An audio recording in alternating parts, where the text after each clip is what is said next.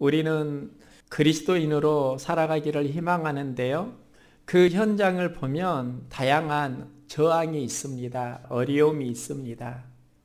우리가 그리스도인으로 살아가길 희망하면 문제를 극복해 가면서 살아야 하는 것입니다. 그런데 그게 쉬운 일은 아닙니다. 저도 목사답게 살기를 원하는데 목사답지 않은 삶을 살 때가 많이 있고요. 또 우리가 그리스도인으로 그리스도인답게 살기를 열망하지만 그걸 막는 수많은 저항들이 있다 하는 것입니다. 인터넷 유머에 나오는 크리스천 가족의 이야기입니다. 어느 날 40대 중반의 아들이 그의 노모에게 저 교회 가기 정말 싫어요. 이런 말을 하는 겁니다. 계속 크리스천 가족으로 예배 생활을 했는데 아들이 교회에 가기 싫다고 하니까 노모가 놀라면서 혹시 무슨 일이 있느냐 물었습니다. 그러니까 교회 가기 싫은 3가지 이유를 말합니다. 아침에 일찍 일어나는 것이 너무 힘들어요. 교회에 가려고 하면 부지런해야 한다는 것입니다. 그리고 둘째는 예배를 드리는데 성가대원들이 자주 음이 틀려서 은혜가 안 돼요. 이런 말을 하고요. 3번째는 교회 장로님 기도 시간이 너무 길어요. 아들이 그래서 교회 가기 싫다 하는 것입니다. 그런데 노모가 그 아들의 말을 듣고요. 내가 교회에 가야 하는 3가지 이유를 말합니다. 첫째, 교회에 모여서 예배 드리는 것은 하나님의 명령이다. 2번째는 우리 그리스도인에게 있어서 주일 예배는 신앙생활의 기본이다. 그리고 3번째는요, 내가 그 교회 담임 목사이기 때문이다. 이런 말을 하는 겁니다. 저는 담임 목사도 교회 가기 싫을 때가 있구나. 이런 생각을 해보면서요, 제 자신을 생각해 보았습니다. 저는 교회를 간다 안 간다 생각해 본 적이 없습니다. 예배 시간이 되면 계속 예배자로 살아왔습니다. 그런데 저의 마음을 보니까요, 오늘 예배 시간에 설교는 안 했으면 예배 전에 마음이 힘들 때 찾아오는 솔직한 생각입니다.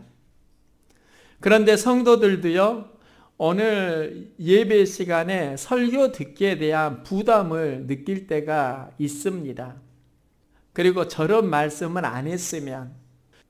그런데 목사는요, 설교하기에 대한 부담이 찾아와도 설교를 해야 되고, 또한 성도는 설교를 들어야 합니다. 그 이유가 무엇일까 생각을 해보니까요, 예전에는 이게 나의 사명이다 이렇게 생각을 했는데 지금은 이게 목사이기 때문이다. 나의 정체성과 관련이 있다는 것을 알게 되었습니다. 내가 설교를 하는 것은 나의 정체성이 목사이기 때문에 설교를 하는 것입니다. 내가 누구인지를 모르면 저는 이 시간 설교를 못합니다. 여러분이 누구인지를 모르면요, 온전한 예배자로 또한 설 수 없는 것입니다. 목사가 설교할 마음이 전혀 없을 때가 있어도요, 그래도 목사는 자기의 정체성이 있기 때문에 이 설교를 놓치면 안 됩니다. 이건 사명의 문제가 아니라 정체성의 문제입니다. 그래서 목사는 힘들어도 설교단을 지켜야 합니다. 그런데 우리 그리스도인은 어떻습니까?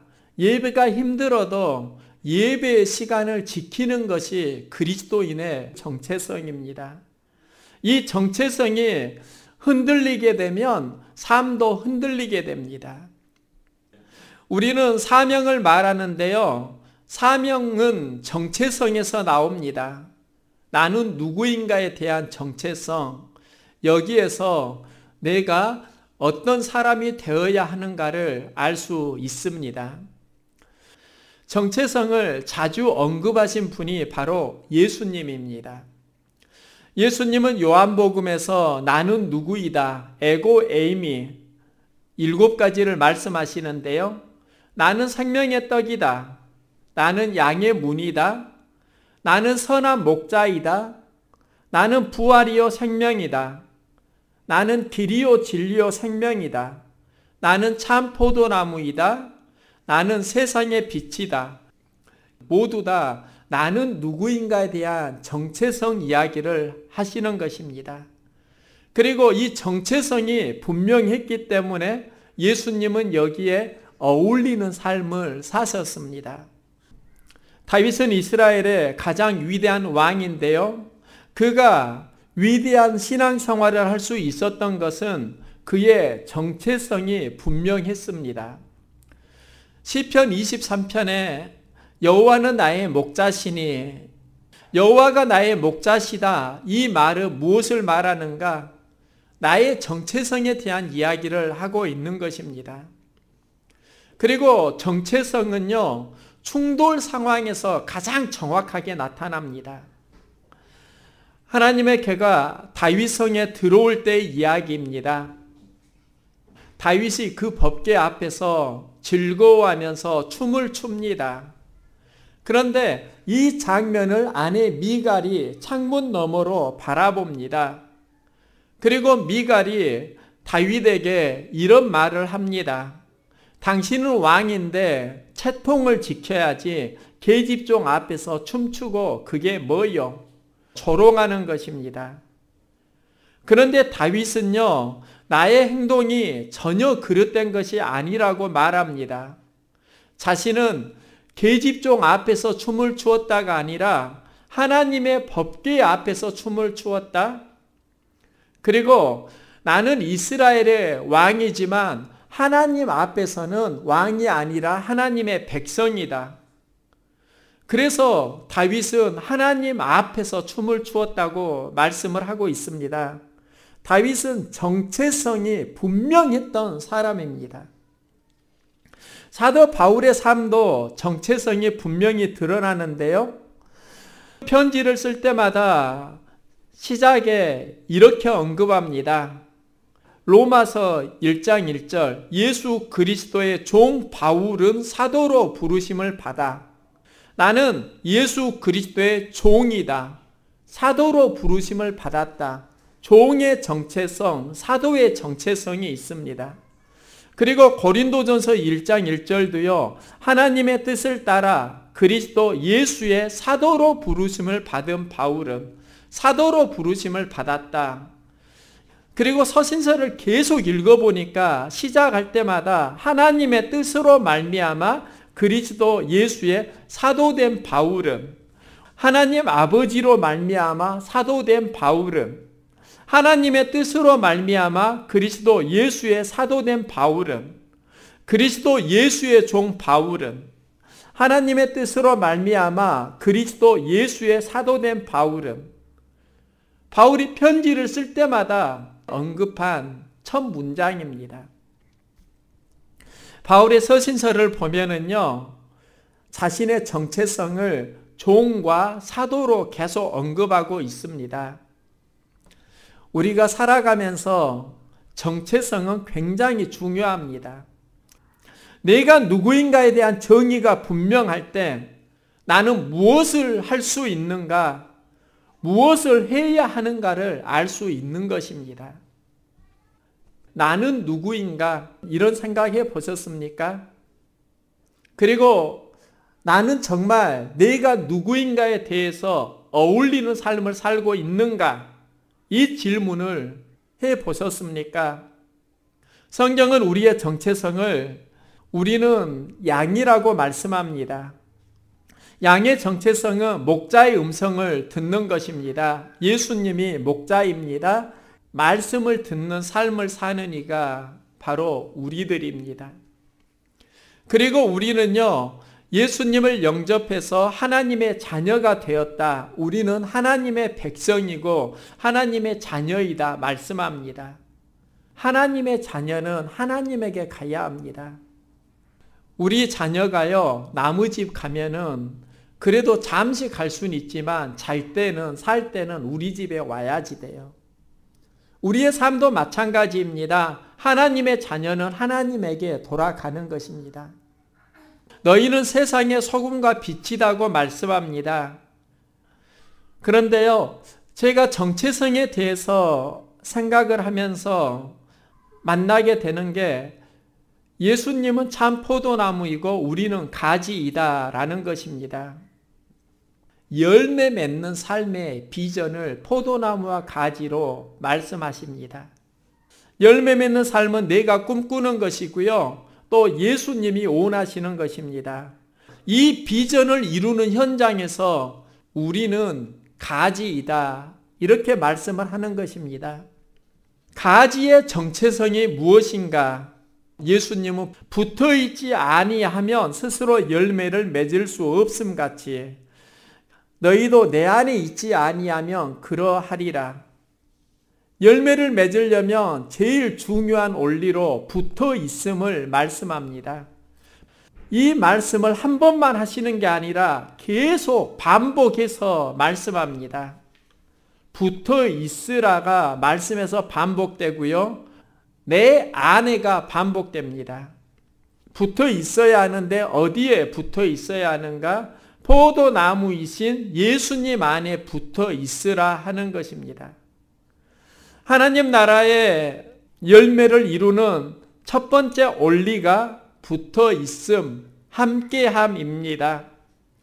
누가 열매를 맺는가? 붙어 있는 사람이 열매를 맺습니다. 하나님이 이스라엘 백성을 애굽에서 이끌어내실 때 모세를 사용하십니다. 그리고 모세는 광야에서 그의 사명을 마치고요. 가나안에 들어가는 시점에 모세의 뒤를 이어 여호수아를 종으로 부르십니다. 그런데 여호수아가 왜 하나님께 부름을 받을 수 있었는가? 여호수아는 수종자였고 회막을 떠나지 아니했다. 사람이 자기의 친구와 이야기함 같이 여호와께서 모세와 대면하여 말씀하시며 모세는 하나님과 대면하면서 함께했습니다.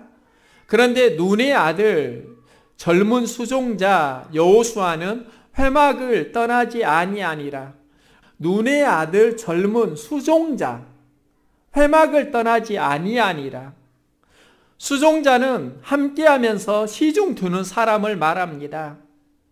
그리고 회막을 떠나지 아니했다.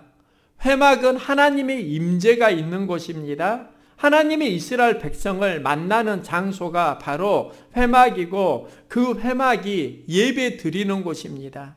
이 자리를 지킨 사람이 여호수아였다. 여호와의 종 모세가 죽은 후에 여호와께서 모세의 수종자 눈의 아들 여호수아에게 말씀하여 이르시되 여호수아를 부를 때요 모세의 수종자였다 이렇게 말씀을 합니다. 왜 하나님의 수종자가 아니라 모세의 수종자 눈의 아들 여호수아에게 이렇게 말씀을 하는가? 그는 하나님의 수종자가 아니라 모세를 따르는 수종자였습니다. 그 주어진 자리에서 모세의 잔심부름을 하면서 허드렛 일을 하였는데요. 그런데 그가 그 자리에서 했던 게 있습니다. 모세 말에 순종하면서 모세의 리더십을 배운 것입니다. 우리도 함께하면서 배우는 인생이 있고요. 함께하지 않으면서 자꾸 가르치는 인생이 있습니다. 함께하면서 배우는 인생을 살아갈 수 있기를 소망합니다.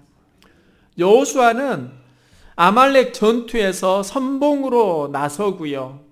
이스라엘의 12 정탐꾼으로 가나안에 들어가기도 합니다. 이유가 있습니다. 모세가 그에게 명했기 때문입니다.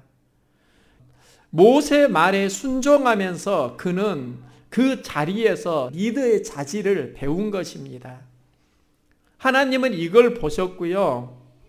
여호수아를 하나님의 종으로 부르시는 것입니다. 예수님의 사역의 특징도 함께함입니다.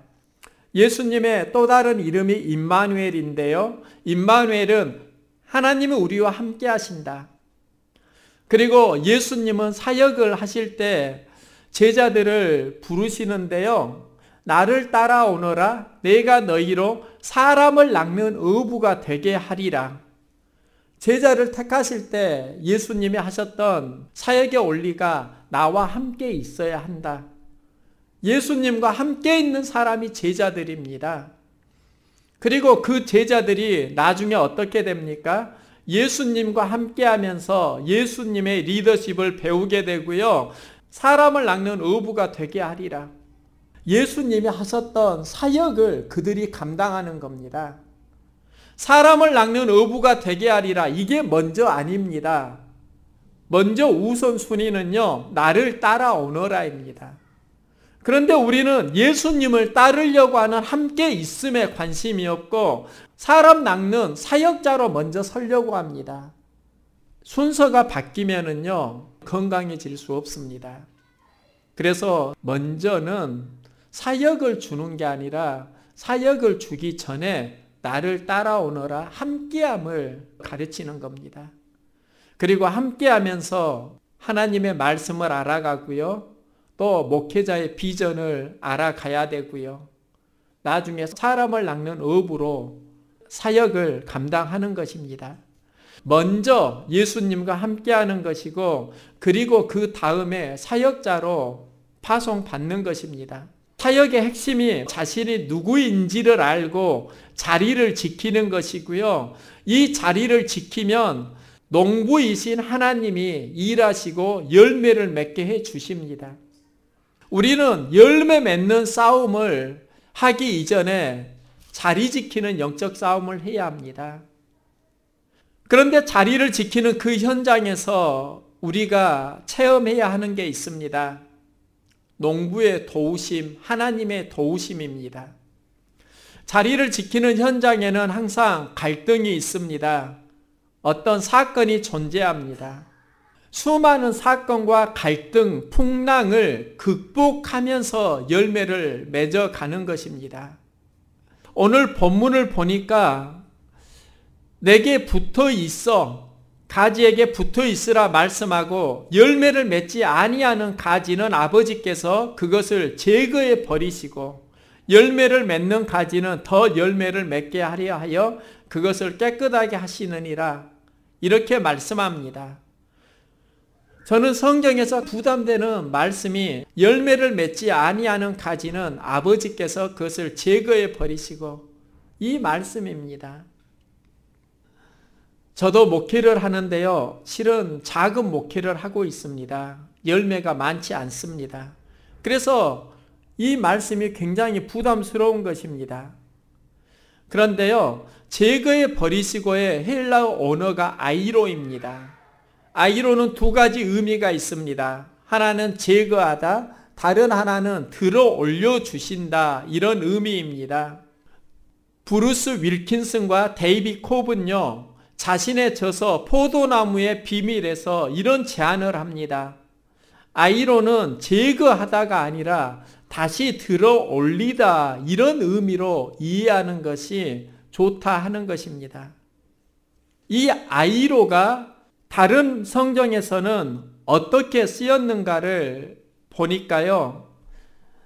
이에 예수께서 제자들에게 이르시되 아무든지 나를 따라오려거든 자기를 부인하고 자기 십자가를 지고 나를 쫓을 것이니라. 십자가를 지고 나를 쫓을 것이니라. 이 지고가 헬라어 아이로입니다. 그리고 이 아이로의 의미는요. 들어 올리다 의미입니다. 십자가를 우리가 감당하려고 하면 십자가를 감당할 수 있도록 도와주신다 하는 것입니다. 그리고요. 나는 마음이 온유하고 겸손하니 나의 멍에를 메고 내게 배우라. 여기서 멍에를 메다 이 말도 헬라어로 아이로입니다. 우리의 멍에를 들어 올려주신다 하는 것입니다. 그런데 포도나무와 가지에 비유해서 제거하다는 의미로 번역을 했는가? 이 의미를 이렇게 제안합니다. 이 포도나무와 가지에 비유해서 열매를 맺지 아니하면 제거하다. 이 말은요, 심판의 때로 이해하면 된다는 것입니다.